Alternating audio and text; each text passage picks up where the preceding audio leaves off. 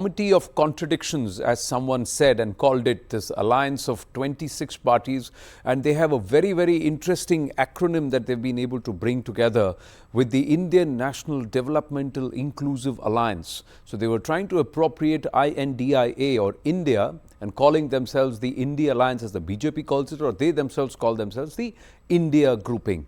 But are they really focused on leading the nation towards a direction which they believe will be better than the current government and the current disposition? Or is this alliance like in the past, whenever there has been a Mahagathbandhan, etc., and every time the Lok Sabha elections come around over the last decade, this grouping comes together and then it all fizzles out even before it gathers steam or stands up on its legs? Which way is it going? And especially with the recent comments that came from the likes of Akhilesh Yadav.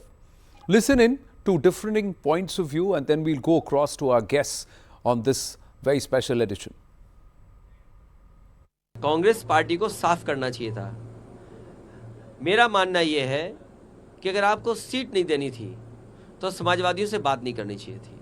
आपको पहला ही कदम ये उठा लेना चाहिए था कि आप अपना संगठन और अपनी पार्टी के हिसाब से लड़िए, और जो सहयोग चाहते वो बता देते तो शायद समाजवादी पार्टी सहयोग करती और खड़ी रहती। इंडिया गठबंधन अब मुझे पता लगा मध्य प्रदेश के बाद भारत के चुनाव के लिए है, इंडिया के चुनाव के लिए है, देश के चुनाव के लिए है।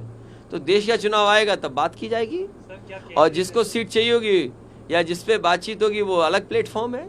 हम लोगों ने आगे बढ़कर इनको घोषी में समर्थन किया था, साथ दिया, बिना समर्थन मांगे समर्थन दिया था, चुनाव जीते, भारी मतों से हमारे कांग्रेस के लोग कार्यकर्ताओं ने साथ दिया। इसी प्रकार आप आगे भी मध्य प्रदेश में जाकर समर्थन करिए, कांग्रेस को जिताइए, यही उनसे आग्रह निवेदन मैंने किया था। पर उसके बाद उन्होंने मेरे बारे में जो शब्दों का इस्तेमाल किया, मैं फिर भी उनसे निवेदन करूंगा, यही हाथ जोड़कर प्रार्थना करूंगा कि भाई आप कांग्रेस को समर्थन करिए, भारतीय जनता पार्टी को हराना है मध्य प्रदेश में तो साथ आइए। Can defeat BJP be the objective of an opposition which should have, or which is supposed to be the conscience keeper of the government? So, and someone is befuddled when someone like of a stature of a former chief minister says that when we sat there, we never knew that this was going to be only about Lok Sabha elections and nothing more than that. Let's go across to Javed Ansari, senior journalist, Rashid Kidwai, senior journalist, Anand Ranganathan, author and commentator, and Arun Anand, again author and columnist. Namaste and Jai Hind to all of you, gentlemen. Thank you very, very much. I'm in quite august company and very lucky to have all of you having this conversation. So let's start with Javed ji. Javed ji, ये हर बार खिचड़ी अलग तरीके से पकाते हैं, फिर last में fail हो जाता है, ये ऐसा तो नहीं लग रहा? Well, if you go by the noises emanating, this is extremely undercooked. It is far from cooked. It's far from a done deal. Doesn't enthuse too many people going forward, because all this could have been hammered out, could have been sorted out. If the Congress party wants seats in UP, where it is by all accounts the weakest link in the India alliance, then it needs to accommodate. There are no free lunches in politics. It needs to accommodate the SP and the other parties in the states where it is strong. Yes, the SP was asking for 6 seats. You don't give them 6, but at least give them 4. You need to adjust. They had won a seat in Madhya Pradesh, the one that they were asking, and they are asking for seats where they were second. So if there has to be a formula on which you can. In an ideal world, this should not have been happening. There are a lot of contradictions and a lot of gaps, and this will really challenge the political wisdom and sagacity and political management skills of the India Alliance leadership, that they need to bridge all this before the 24 elections, Lok Sabha elections. At the moment, it doesn't look too great. One of the publications in the language publications also said, even in Uttar Pradesh, Ajay Rai of the Congress is of the opinion that we don't need the Samajwadi Party at all. We'll fight alone even for Lok Sabha. If that's the case, why be a part of all of this, Rashid Kidwai? आप तो मध्य प्रदेश से हैं. Anand, to my mind, this is a case of, classical case of a storm in a teacup. It's a basically, posturing by Samajwadi Party. The alliance, that India alliance, as we understand, is only for Lok Sabha elections. Remember, alliance politics in India is done from a position of strength. The moment if Congress wins in a couple of states, 3 states or so, its station will, will become bigger for 24, and then everything will settle down. However, in the event of poor showing in Rajasthan, Madhya Pradesh, perhaps even Chhattisgarh, Congress failure to win Telangana is going to make this alliance politics far more difficult. Alliances are generally formed post-election. This is being done pre-Lok Sabha election. But alliances in India have a long and checkered history of having this kind of ideological contradictions, personality clashes, etc. You look at 1977, you look at 1989, when the left and the right, I mean the BJP and the left parties were supporting VP Singh government. So that's been a history and legacy of this alliance. So I don't read too much into it. I don't think the Congress had to accommodate Samajwadi Party, because in a tight election, even the seats of 2 or 3 are always subject to poaching, etc. So I think the Congress is very wise. It's blowing up to its strength in Madhya Pradesh, and they will see after whatever the outcome of elections are. But then why not be clear about it, Arun Anand? Why can't the Congress Party or Anand Ranganathan, why can't the Congress Party be clear? Listen, states where we are strong, we want to go it alone.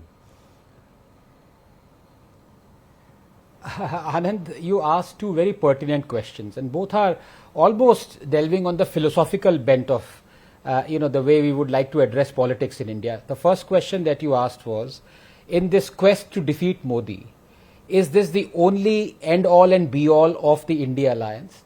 And the second question that you asked was that where is it thinking long term? So if I may, I would like to make 3 points here, because I think all 3 of them are going to address these 2 questions quite comprehensively, if I may say. So number 1, you see, India, had said Rahul Gandhi, is not a nation but a union of states.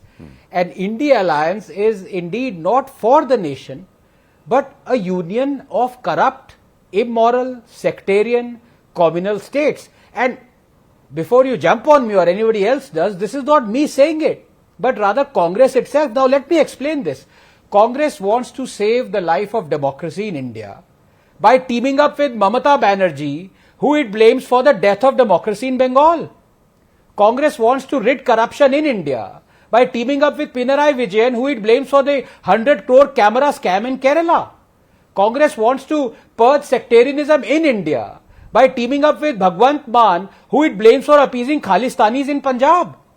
Congress wants to rid terror appeasement in India by teaming up with Stalin, who it blames for felicitating Rajiv Gandhi's killer in Tamil Nadu. Congress wants to remove sleaze from India, wants to eradicate Mafia Raj from India by teaming up with Akhilesh, who it blames for Mafia Raj in UP.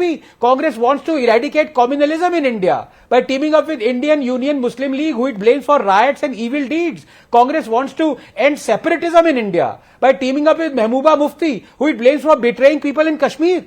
Congress wants to eradicate horse trading in India by teaming up with Soren, who it blames for horse trading and arrest of its MLAs in Jharkhand. And Congress wants to imprint Savarkar as a coward, treacherous assassin on the collective memory of India by teaming up with Uddhav Thackeray, who wants to honor Savarkar with Bharat Ratna.